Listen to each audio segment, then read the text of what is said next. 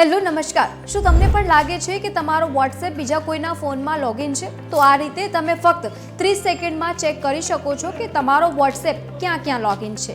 સૌથી પહેલા વોટ્સએપ ખોલો, 3 ડોટ્સ પર ક્લિક કરો, સેટિંગ્સમાં જાઓ, લિંક્ડ ડિવાઇસ પર ચેક કરો। અહીં તમને તમામ જોડાયેલા ડિવાઇસીસ જોવા મળી શકે છે।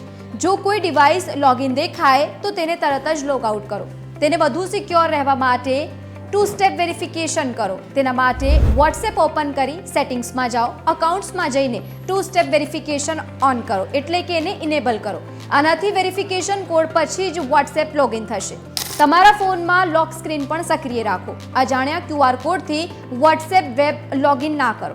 અને હવે અંતે વોટ્સએપ તમને ચેતવણી આપે છે જ્યારે નવું ડિવાઇસ અથવા વોટ્સએપ વેબ લોગિન થાય છે। આ નોટિફિકેશન અચાનક જ મળે તો એ સંકેત છે કે કોઈ બીજા ડિવાઇસ પર તમારો વોટ્સએપ લોગિન થયો છે। સાવધાન રહો, સતર્ક રહો।